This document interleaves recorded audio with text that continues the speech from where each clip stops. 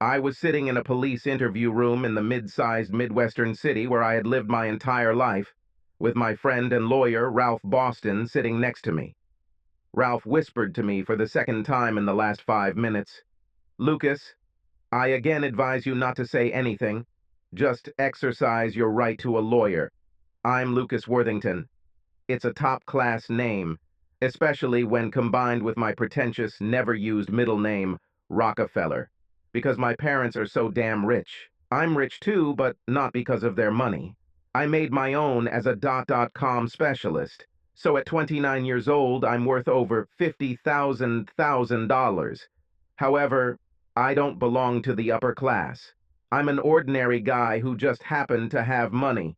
I drink beer, play basketball, sit in the stands at baseball games, start brawls and fights, and spend at least 40 hours a week doing volunteer work, mostly, but not exclusively, for a charity I set up for disadvantaged children in the poor areas of my city. I'm about to be questioned by two detectives about the untimely murder of my beautiful but unfaithful wife, Ashley, and one of her lovers, Brad Sidley, which occurred a couple of nights ago at Sidley's apartment. I don't feel too bad about it because Ashley blossomed into a cheating gold digger from the moment she married me, and within the next 2 weeks I was going to file for divorce on the grounds of adultery. As for Brad Sidley, he was a total jerk, who I beat the crap out of twice. Not because of Ashley, but simply because he was a loudmouth braggart who told me the wrong things at the wrong time. When experienced Detective Roy Benson entered the room, he was followed by a newcomer, Detective Will Watson, although Watson had already been a police officer for several years. How Watson was promoted to detective, I have no idea. He looks good and is a real talker, which some people find charming, but in my opinion, he is dumb as a plug. My eyebrows raised and I smiled inwardly. Benson began like this. As I understand it, you are ready to talk to us, Lucas, despite the presence of a spokesman for your interests. First of all, Detective Benson, I am not your friend, so you will address me as Mr. Worthington, I said. But before I could finish my thought, Watson chuckled. Titled ass. I turned to Watson, looked straight at him, and said, "You know, Will, every time I see you, I remember the movie Menagerie." A puzzled expression appeared on his face, but before he could say anything else, I continued, "I remember Dean Weremere telling Flounder, 'You can't live your whole life fat, dumb, and ugly, son.' Well, the quote is not entirely accurate, but close enough.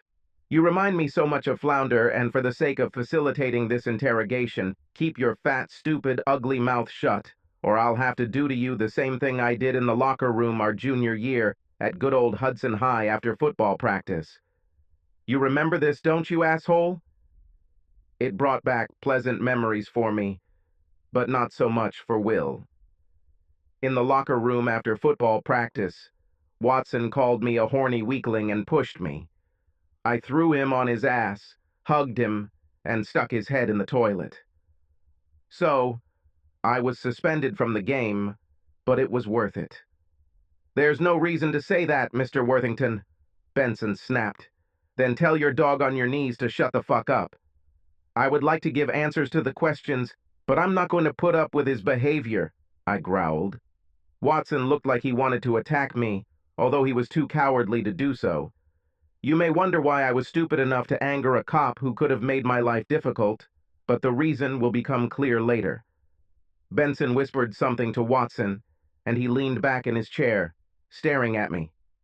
Before I was so rudely interrupted, I was also going to say that this interview is only being conducted because your department has agreed to videotape the entire process, and in the understanding that the moment you lie to me the first time, it will all be over.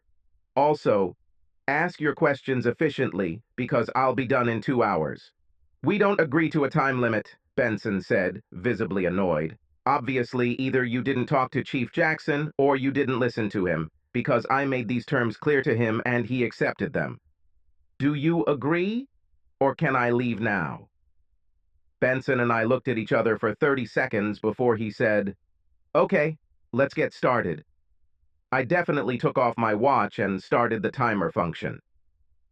Benson, with Watson only whispering to him if he wanted to ask something, because he knew that I would never answer any of his questions, began his interrogation. I answered all their questions honestly, although it was clear that they did not believe me, because I knew that they would never be able to prove that it was I who killed my cheating wife or her lover. About an hour after Watson whispered something to Benson, he said, "How do you explain the presence of your DNA on Sidley's clothes?" I stopped the timer on my watch, put it on my wrist, and said, "This is your first and only lie. Goodbye," and stood up, after which Ralph and I left. Benson and Watson shouted something after us, but I did not listen and did not attach any importance to their words. Ralph and I walked to his office, located just a few blocks from police headquarters, giggling to each other most of the way. As we entered the closed conference room, Ralph laughed. "I don't know who you are, the bravest or the stupidest client I've ever had. Can I be both?" I grinned. "Why were you so confident dealing with those cops, Lucas?" "For two reasons. Firstly, I didn't do it. And secondly, I have an undeniable alibi, supported by video recording, for the entire possible time of the murder, which, according to the medical examiner, was between noon and 3 o'clock in the afternoon of the 5th of this month." "Where is the video from?" "This is a video from a basketball clinic where I was tested in a city 90 miles from here, and the entire time of which is on video, starting at 11 a.m., an hour lunch break at 12:30, and ending before 4 p.m. It was filmed by a guy whose day job is a police videographer, but I paid him to film it at the clinic because I plan to use most of it for presentations at boys and girls clubs around the country in connection with my charity. I have a dozen copies in my safe at home. Let me ask the paralegal to go with you to get a copy for me." Ralph smiled. "Only after you treat me to lunch. Working with Watson and Benson made me hungry," I chuckled. 2 days later at 6:30 a.m., Watson and about half a dozen other cops served me a search warrant. I'm sure they wanted to wake me up and inconvenience me, but I had already been training for half an hour. Watson had a big shit-eater grin on his face when he served the warrant. "Have fun, idiot," I grumbled, taking out my bike to finish my workout outside. "Don't steal anything. All valuable things are listed in my catalog." Watson responded, annoyed. "Fuck you." The two reasons I had no problem leaving them to search my house were because I had nothing to hide and because I had professionally hidden high-tech cameras in every room, which is how I originally caught Ashley cheating, though I never told her about this evidence. When I returned from my bike ride a little over an hour later, the police were already leaving. Watson saw me and with a wide grin handed me a bag of evidence, which, as it turned out, contained a gun. Since I didn't have a weapon, I knew it was planted, but I wasn't worried because the cameras showed it was planted. After checking the cameras, which took about an hour, I immediately called Ralph and brought him up to date. In 2 days, they were going to arrest me.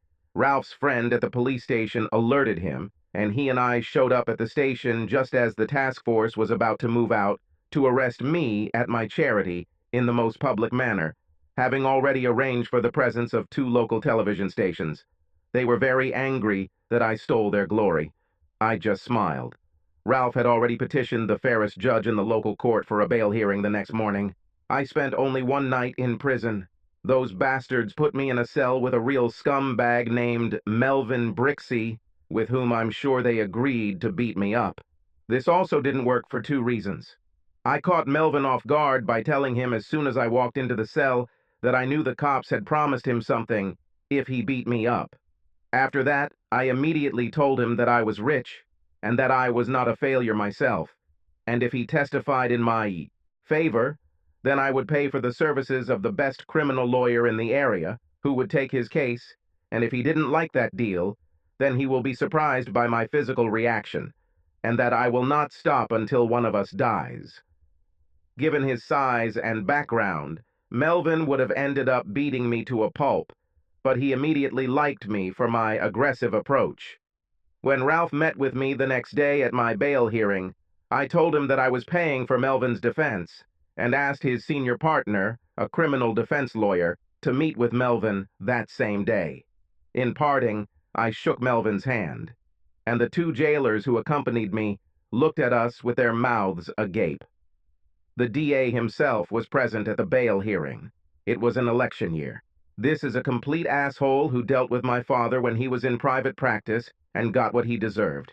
He treated the case as a high-profile one to ensure his re-election. He made very disparaging comments about me, which made me very angry. Luckily, Ralph has a much cooler head than I do, so he tempered the DA's arguments with logic instead of calling him the asshole that he was.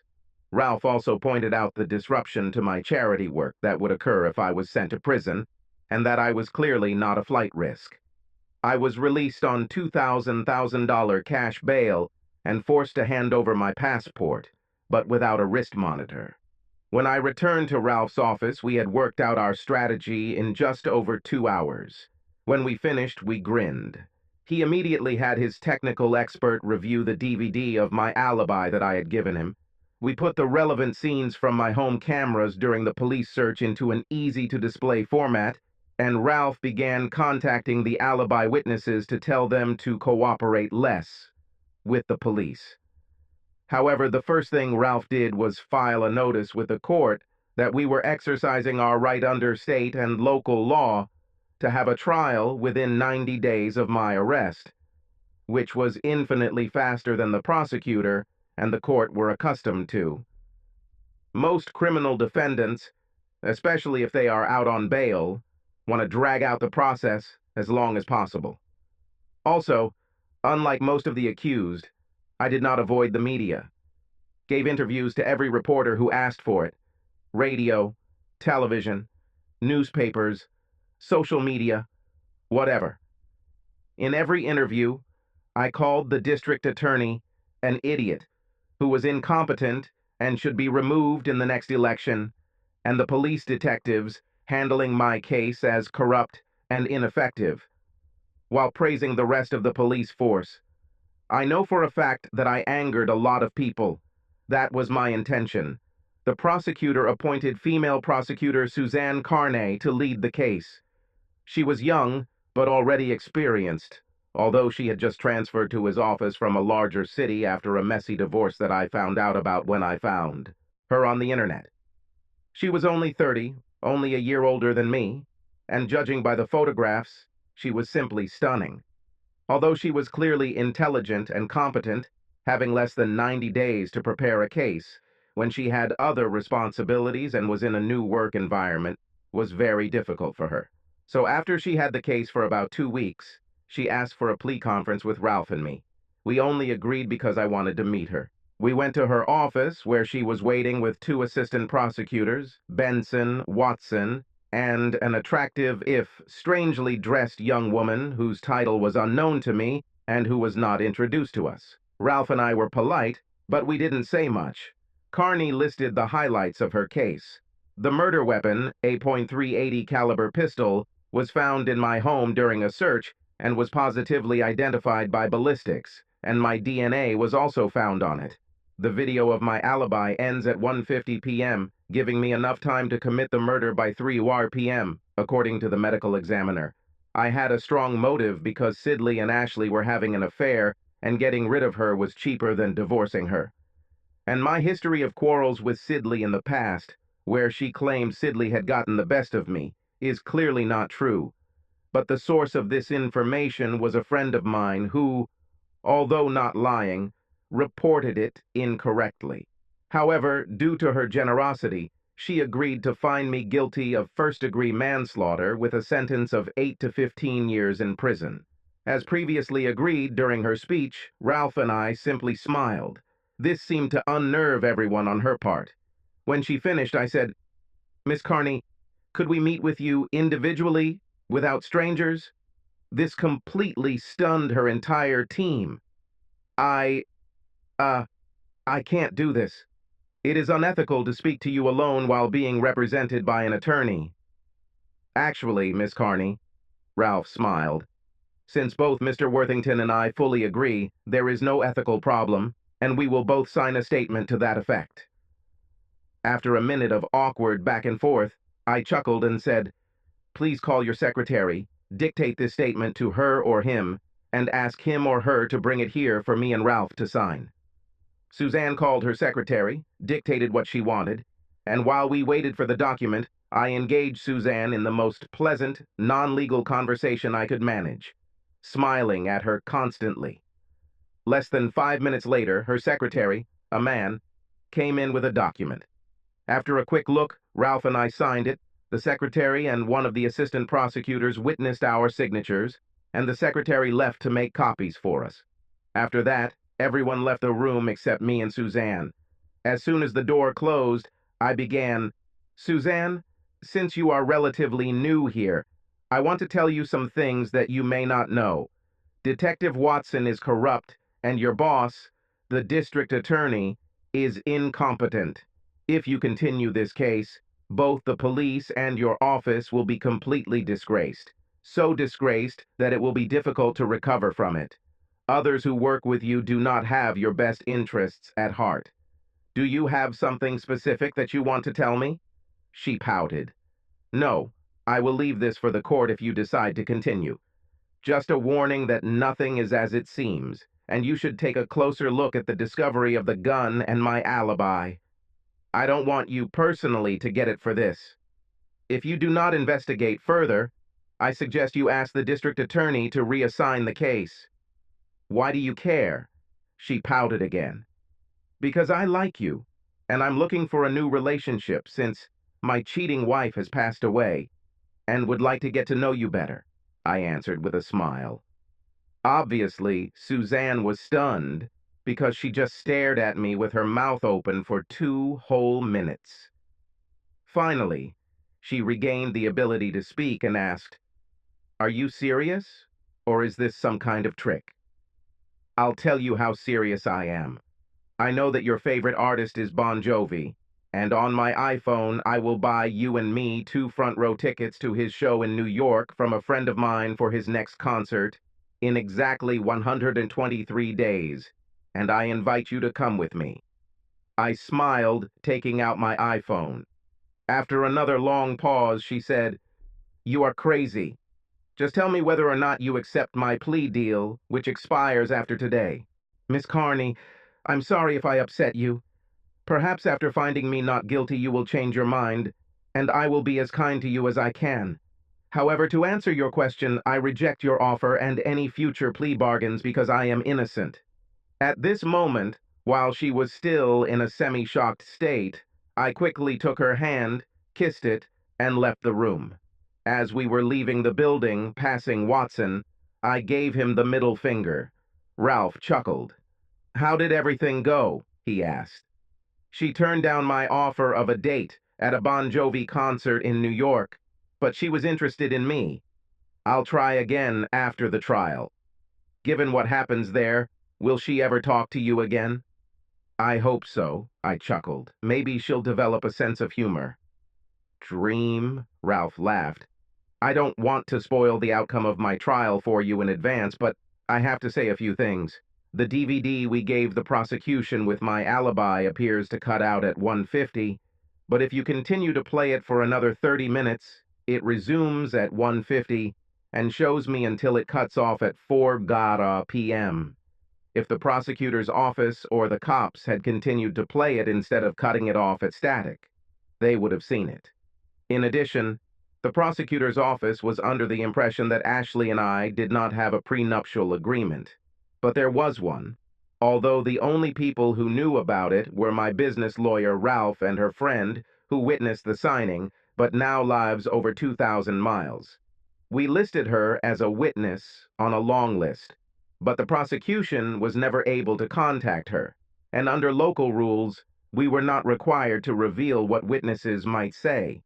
Fortunately, we got a good but unsentimental judge, although, given the strength of our case, anyone would have been suitable. The jury was selected in just 2 hours. Our jury consultant and Ralph were pleased. Although we felt we were doing well, There was no reason not to select good jurors. The prosecution began with the medical examiner presenting photographs of the gruesome death and the time and cause of death. Between noon and 3 o'clock in the afternoon of the 5th, two 380 caliber bullet wounds to Sidley's head and a through one from which Ashley died were his main statements. Ralph's only cross-examination was aimed at establishing the exact time and manner of death. The police witness who assessed my financial situation testified how much money I would have to pay Ashley if we divorced. Since adultery is not grounds for divorce proceedings, and there is no evidence of a prenuptial agreement. Ralph scored many points by introducing into evidence a prenuptial agreement that limited her payment in the event of a divorce due to infidelity to only $50,000, and in the event of a divorcee for any other reason to only 1,000 Ts. Ralph also embarrassed the witness by asking if she had ever tried to contact my business lawyer to see if there was a prenuptial agreement, and not just based on what she had heard from Ashley's friends. Her answer, no, brought a look of disgust on the faces of several jurors. Suzanne then called a ballistics expert who positively identified the .380 caliber pistol found in my home as the murder weapon, and a DNA expert who testified that my DNA was on the weapon. Ralph cross-examined to make it clear that the ballistics expert did not personally know how the gun was found, and the DNA expert testified that there was no DNA on the bullets in the gun, and that, given the locations on the gun where DNA was found, she could have gotten there by transference. Up until this point, Suzanne seemed confident. She got her first real indication that her case was falling apart when she called her star witness, Detective Will Watson. Watson testified about the search warrant for my home, how within 30 minutes Corporal Cheryl Billings, one of the officers conducting the search, found the gun, called Detective Watson, picked it up in his gloved hands and put it in an evidence bag, while Detective Watson looked at it. His testimony only took about 20 minutes. When Ralph stood up for cross-examination, he held in his hand the remote control for the courtroom's large screen projector. "Detective Watson, what were you wearing on the day of the search?" asked Ralph. I don't remember." Ralph showed a photo taken outside my house with all sorts of police officers around, taken by a camera on the front door, which showed him wearing dark blue trousers, a light blue long-sleeve shirt, a distinctive red and yellow tie, black dress shoes, and a tweed sports jacket that seemed bulky. "Is this a photograph of you on the day of the search, showing your clothes?" Yes, it seems like that," Watson replied. "I didn't ask you if it was similar, whether your clothes on the day of the search are shown in this photo or not. If necessary, we can call Corporal Billings or other officers to testify." Ralph growled with hostility. Yes. This is exactly how I was dressed on the day of the search." "How often do you wear this tie?" "It's not often, actually. It's a new tie, and since it was an important day, I decided to wear it," Watson replied. "Have you ever been to Mr. Worthington's house before the day of the search?" After a pause, beginning to suspect something, Watson replied, "I do not remember. Don't remember. Are you friends with Mr. Worthington or his ex-wife Ashley?" "No." "What reason could you have for being in their house at any time other than during a search?" "I can't remember a single one." "You've never been to the Worthington house other than the day of the search, have you, Detective Watson?" Ralph growled. After another pause, Watson shifted in his chair and answered, "No. Here's a video of someone taking a green toothbrush from Mr. Worthington's bathroom," Ralph continued immediately, showing the scene from the camera in my bathroom. "Is that you with your characteristic yellow and red tie, Detective Watson?" I've never seen this video before," he mumbled awkwardly. "Probably not." Ralph chuckled. "Just answer the question." After another delay, "Yes." "Similarly, are you the one who takes some of the red and white clothes from the laundry basket in Mr. Worthington's laundry?" Another delay, "Yes." Did you take the gun out from under your tweed jacket in Mr. Worthington's closet, rubbed it with the green bristles of a toothbrush, then rubbed it on your red and white shirt, and then put it in the top drawer of the closet near the window in Mr. Worthington's closet? A shocked Watson stared silently at the screen as the video was played 3 times in a row. "I claim the Fifth Amendment," he said, breathlessly. "Did you have an affair with Mr. Worthington's wife, Ashley?" A shocked Watson muttered so quietly that the court reporter asked him to speak up. "I insist on the Fifth Amendment. Here's a video taken 2 weeks before the murder of you and Ashley having sex in one of Mr. Worthington's guest bedrooms." After visually showing the sex tape for 15 seconds, the judge said, "You can turn off the video, Mr. Boston. We get the point." "Answer the question, Detective Watson." He muttered, "I claim the Fifth Amendment." "There are no more questions," Ralph declared. The entire courtroom stared at Suzanne as she slowly stood up. "Your Honor, can we take a break?" "You definitely need him, Miss Carney." "We'll meet in 2 hours," the judge said, and then banged her gavel. All the jurors either smiled or shook their heads.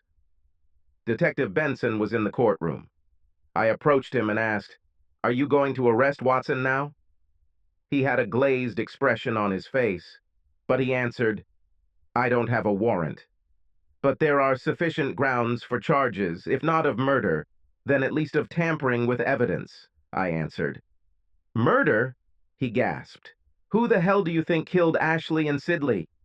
"This is the guy who planted the murder weapon. Take courage, Benson, and arrest him," I growled. To my surprise, Benson nodded to the bailiff, and the two of them placed Watson under arrest. While we were having lunch, Suzanne called Ralph. She wanted to meet. We expected her to say she was withdrawing from the case. To our surprise, she said instead, "I talked to the district attorney, and he said we'll accept a guilty plea to second-degree manslaughter, just 2 years in prison." Outraged, I shouted, "Are you telling me that the asshole Watson who killed my wife will only get 2 years?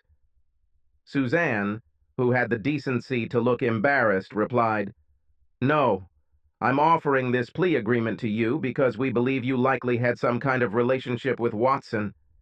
I was speechless. I came at her with such an angry tirade that she looked scared to death, and it was only because Ralph had the strength and size to hold me back that I didn't hit her in the face. I would never have hurt her, but outwardly I was angry more than ever. As we ran out of the conference room, I shouted, "Fuck you, bitch!" Ralph thwarted my anger when, as he led me away, he whispered, "Does that mean you won't take her to the Bon Jovi concert in New York?" I stared at him for a few seconds, still burning with anger, and then burst out laughing. When we reconvened after a 2-hour delay, the judge called the lawyers to the stand. They were talking animatedly. When Ralph returned, I asked him what was the matter. He said, "The judge assumed that Suzanne would throw out the lawsuit due to prejudice. When she refused, the judge reprimanded her, but she did not budge, saying that the prosecutor wanted her to continue." I chuckled. After Suzanne called as her next witness, the guy she believed told the detectives that Sidley beat me up, giving me a motive to kill him. She realized that everything was going to hell when, during direct interrogation, Ralph didn't even have to conduct cross. He said, "Detective Watson must have misunderstood me. I told him that although Sidley instigated the fight and hit Lucas first, Lucas cleaned his face. Sidley spent the night in hospital. Suzanne then called the videographer about recording my alibi. After clarifying that he was the official videographer for the police department of the city where my basketball clinic is located, she asked, 'Did you review the video recording you made, which is State Exhibit number 14? "Yes." "Is this a full video recording of the event?" "Yes." "Does it show that the defendant, Mr. Worthington, was there until about 1:50 p.m.? "No. It shows that he was there until about 4:00 p.m., and even then we talked to him until about 4:30 p.m., when he left to drive the 90 miles back home." "What?" the prosecutor said in surprise. "I watched the DVD and it stopped at 13:50, and after that it was just static." "You obviously didn't view the interference. and I have no idea how it ended up on your copy of the DVD. If you do this, you will see that it lasts up to 4 hours. Suzanne gave the witness a remote control. He fast-forwarded through the static, showing the rest of the video, and she stopped him as he fast-forwarded to 3 o'clock, then sat down. Ralph had the witness fast-forward to the end. The DVD showed 16:01, then the videographer confirmed that he saw me with his own eyes at the event from approximately 11 a.m. to 16:30 p.m.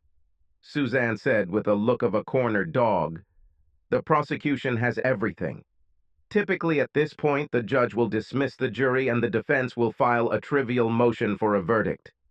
The judge did not bother herself with this. She asked, "Mr. Boston, do you have a proposal?" "Yes, Your Honor. I am asking for a verdict of not guilty." "I have permission," she said, banging her gavel. "Miss Carney, I'm waiting for you in my room. The jury is out with my thanks." After that, the press was hungry for interviews. On the steps of the courthouse, Ralph first ranted about how the prosecution had done me a terrible service, and that he knew all along what the outcome of the case would be, and if the police and the prosecution had been honest, the case would never have been brought. He was a little careful with his words. I wasn't. After talking to Ralph, I told him that anyone who would vote for a crooked DA in the upcoming election was a fool, that Watson was the killer, and that the police should do their own investigation. I also said I would file a lawsuit against the DA for false prosecution. Another lawyer from Ralph's firm filed suit the next day, naming the district attorney Suzanne, whom I considered a heartless fool, and Detective Watson as defendants. Local media blew up the story. The district attorney and chief of police were in hiding. 3 days after the charges were dropped, as I was finishing up work at my charity, having just run an after-school program for disadvantaged girls and boys, a young woman approached me. I vaguely recognized her. "Mr. Worthington, I'm Shirley Williams," she said, holding out her hand. I shook it and then said, "I think I've seen you before, but I can't admit it." "Yes, although we were not introduced to each other. I sat in the courtroom when you had your first plea negotiations with Miss Carney, and I was present at your trial. Now everything has fallen into place. Although her dress was skimpy and she wore what appeared to be deliberately ugly glasses. I had initially noticed that she was attractive, and now, facing me, she looked even better. "What do you have to do with my business?" I asked, holding her hand a little longer than was necessary or appropriate. "I am an intern, fresh out of law school, and an observer. My internship ends next week. Miss Carney was too embarrassed to come to you herself, so she asked me to come talk to you," Shirley continued. "Let's go to my office," I smiled, making small talk with her as we walked a couple 100 meters to my office building from the recreation center, where I was holding an after-school program. When we entered my office, I invited her to sit down. She looked around. "Your office is much nicer and neater than I expected," she said. "Sorry to disappoint you," I smiled. She smiled back, then continued. "All members of the prosecution team apologize for the errors of judgment that occurred during your case, but are puzzled by the static gap in the DVD you provided as an alibi." "They are puzzled, right?" I smiled again. "Besides, Ms. Carney and everyone else involved really want to apologize for everything. If everything had been investigated more thoroughly, the case would have been closed before trial." "That's right," I smiled again. After a pause, Shirley said, "You're not going to make this easier, are you?" "Should I?" I smiled again. Shirley sighed. "Besides, Miss Carney wants to know what she can do to get you to drop your lawsuit against her." After a long pause, I asked, "Why are you here and not her?" "I think that after your tirade against her on the last day of the trial, she is afraid of you." "Why was she such a heartless piece of trash before I attacked her?" "She should have confronted the DA and dropped the case immediately after Watson's testimony. Now she understands it and sincerely apologizes. Let me ask you a few questions. Of course, you don't have to answer them, and if you don't want to, you can get up and leave without any comment from me. Is it clear?" "Yes," she answered cautiously. "How old are you?" 26. Are these glasses fake? Yes. Why do you wear them? To discourage guys from pestering me. Do you have a romantic relationship? No. Are you heterosexual? Yes. What are your plans after the internship ends at the end of next week? I hope that I will be offered a job in the prosecutor's office, but if not, then I will find a job in a local law firm, since I like the area. I already have 2 possible vacancies. What are you doing on Saturday evening? As of today, I have no plans. Maybe my roommate and I will go to a club. What is your personal mobile phone number? XXXXXX. All my questions and all her answers were asked completely dispassionately, without emotions or facial expressions. After a long pause, I said, "Tell Miss Carney that if you are offered a job in the prosecutor's office, I will drop the lawsuit against her. Tell her to tell the DA that if he makes a sincere public apology, Watson will be charged with the murder of my ex-wife, not just for his current falsification charge, and if you are offered a job in the DA's office, I will drop the case against him." Shirley chuckled silently. "Are you teasing me?" I replied stoically. "In no case. In fact, let me put this in writing." I went on the computer, wrote down what I just said, printed it out, signed it, and dated it. At the bottom, he added, "Otherwise, we'll see you in court." I handed the paper to Shirley. She looked at it, smiled, and said, "Thank you, Mr. Worthington," and extended her hand. I shook it and said, "You're welcome, Miss Williams." Looking out the window and seeing her leaving my building, I called her on her cell phone. She took it out of the pocket on the side of her purse, looked at the caller ID, and smiled, answering. Shirley Williams. "Hello, Miss Williams," I said. "Lucas Worthington." "Isn't this the Lucas Worthington I just met?" she asked with a slight hint of amusement in her voice. "The same one. I understand that you don't have any firm plans for Saturday night, and I was wondering if you'd like to have dinner with me and see The Mousetrap at the Artist's Playhouse. It's the longest play in history." From the window, I saw her smile widely. After some delay, she said, "Yes, I agree, Mr. Worthington. Would you like me to meet you at a restaurant?" "No, if you don't mind, please text me your address, and I'll pick you up at 6:15 on Saturday evening." "I'll do that," she said, still smiling. After she ended the call, I saw her typing on her smartphone, and as soon as she returned it to her purse, I heard a beep on my cell phone.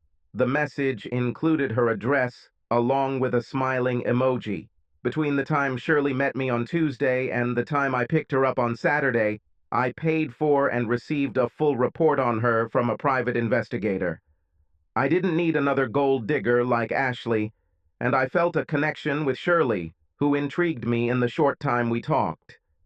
It turned out that she had gone through a pretty messy divorce during her first year of law school, when her husband cheated on her, got straight A's in law school, did charity work part-time, and had all the hallmarks of a good citizen who grew up in a high-middle-class neighborhood with respected parents. One is a doctor, the second is an artist, and 2 older brothers. One is a business owner, and the second is a doctor. When I picked Shirley up, she looked great. Discreet but stylish clothes, light makeup, attractive hairstyle, no fake glasses. I asked to see her roommate before we left. I chatted with my neighbor and gave her 2 tickets to a concert at a local venue the following weekend. This impressed both her and Shirley. Dinner with Shirley was the strangest experience of my life. After small talk on the way to the restaurant, the most expensive in our city, at least in my opinion, we had only been sitting for a minute when she said, "We don't need to exchange basic information about each other, do we, Lucas? What I mean is that I already know almost all the relevant facts about your background from the investigation the police and prosecutors conducted on you before your trial, and I'm sure you have experienced people who have done a deep dive on me. Why don't we just move on to what makes us tick, what makes us happy, what are our goals in life, important things like where we went to school, how many children are in our families, etc." I was surprised, but not as much as I might have thought. The research I did on Shirley combined with the exchange of information during our 101-minute dinner, meant that I knew her as well as anyone in my life.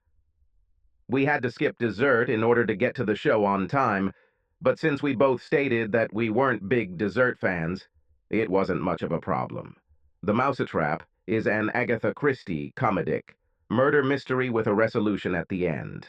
Neither of us had ever seen it before, but we both loved it and decided that the 2+ hours we spent watching, it was worth it.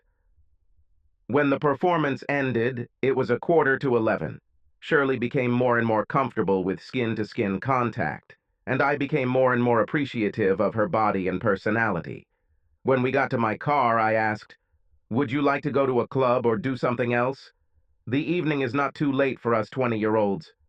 She looked into my eyes the way a cobra or a mongoose, I couldn't tell which, looked at its prey for a long time before answering. Her answer, a question, really, was the most surprising part of an amazing evening. After a deep breath, she asked, "Have you ever had sex on the first date?" It took me a while to realize the question, but I didn't ask her to repeat it. My measured answer was, "No. Why are you asking?" "Well, we know each other as well as people who have been meeting every weekend for months. The only thing we don't know about each other is how compatible we are between the sheets, or on the kitchen table, or in the pool, or—" You get the idea. I feel a strong sexual attraction to you. If you feel the same way about me, let's make this the first night for both of us," she said stoically, and then smiled widely. I moved closer to her, hugged her, and gave her a series of short kisses with increasing passion. The last one wasn't short. It lasted a good 2 minutes, and cemented in my mind that she was a great kisser and a very warm person. When we broke the kiss, I asked, "Would you like to see my engravings?" She laughed and replied, "Let's. Only stupid people get into an intense relationship right after they've just gotten rid of a cheating spouse, Shirley through divorce, me through murder. Clearly, Shirley and I are idiots." When we got to my house, our sexual encounter was not intense. We didn't tear each other's clothes off. Instead, we stood face to face and looked into each other's eyes. By this time, I realized that I really liked Shirley's personality and her body. Every part of her body that could be identified when she was dressed looked perfect, with the exception of her butt. Nothing was too big and nothing was too small. Since I like big firm butts, I was delighted. Shirley slowly and methodically removed my shirt by feel only, as her eyes were directly on mine. When she took it off, I decided to say what was on my mind. "I want to fuck you on the kitchen table." Without hesitating for a second, she replied, "Bent over him or for me to lie on him? Last thing. You do everything yourself?" She chuckled. I kissed her and lifted her sculpted hips so that her legs were on my torso, and without breaking the kiss, although I hit a few walls because my eyes were practically closed, I carried her to the kitchen. Luckily, there were only documents and a few pieces of stainless steel on the table, nothing breakable, because I brushed them off the table with one hand. Then he put her butt on the table and broke the kiss. As we looked at each other again, I reached under her dress to remove her underwear, but couldn't find it. "You're really bad, aren't you?" I smiled, and she chuckled. "Hell yes." I lifted her dress and immediately fell to her private part with such enthusiasm as I had never taken on anything in my life. She leaned back on the table and soon moaned. She caught the climax so quickly that if she were a racing car, it would be like she accelerated from 0 to 60 miles in 2 seconds. Coming back from her climax, she muttered, "I thought you wanted to fuck me." I was still a little hungry, so I decided to have a snack first. I muttered. "Bastard," she said, sitting up and unbuckling my belt. I kissed her again. Sex with her was mind-blowing. I was moving at a speed comparable to the 146 beats per minute of Bruno Mars' Cast Out of Heaven, while she made inarticulate noises. I came to the final climax so quickly that I was afraid it was premature, but apparently she was just as excited because she followed me and began to shake as if she was having a seizure. When it was over, I practically lost consciousness. I had a feeling of euphoria that I don't think I've ever felt before, and her moans turned into purrs. After some time, we both came to our senses. "To bed," was her only comment. I jumped around until I kicked off my shoes, pants, boxers, and one sock, while she pulled her dress over her head and unclasped her bra. She jumped into my arms and I kissed her periodically, bumping into walls every now and then as I stumbled up the stairs to my bedroom. Although it wasn't an intentional decision on our part, we ended up spending the entire weekend together. Shirley had no problems in bed, and we tried everything we wanted with her. Outside of bed, she was more pleasant than any other woman I knew, cheerful, genuinely affectionate, playful, and easy to talk to on a variety of topics, from the mundane to the serious and spiritual. As we ate breakfast at the same table where we had sex less than 48 hours earlier, I suddenly remembered what we had talked about in my office. In between eating a cheese omelet, I asked, "Shirley, since we had so much fun this weekend, I forgot to ask if you passed on my suggestions to Suzanne and Asshole." After swallowing a piece of English muffin, she replied, "Yes, Suzanne was very pleased and guaranteed that I would be offered full-time work next week." She chewed and swallowed another bite of the cake, then continued, "However, she told me not to tell the asshole about this proposal. Everyone, including him, knows you're the reason he'll lose the election, and he might just put my job offer on hold if I tell him it's you who said it. Plus, she thinks he'll never apologize, and besides, she wants your lawsuit against him to continue." I nodded in satisfaction and agreement as I continued to eat. What's actually funny is that Suzanne asked if you were interested in her personally. I think that despite your tirade against her on the last day of the trial, she is hoping for a relationship. After this comment, she gave me a sinister grin.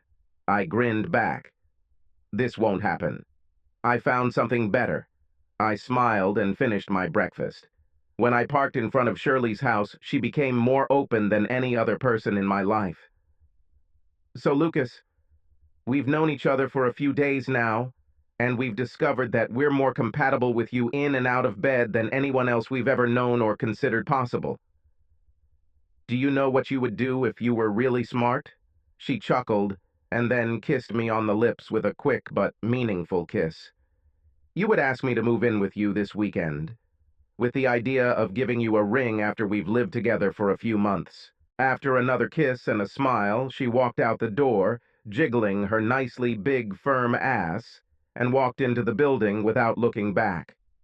I thought deeply for about 30 seconds. Then he took out his cell phone, dialed the number that was now number 1 on my contact list, and when Shirley answered, he said, "Listen, Shirley, I just had a better idea. Why don't you move in with me next weekend?" "Why would you, Lucas? This is so unexpected." "Are you sure?" "Yes. I thought a lot. It seems like forever."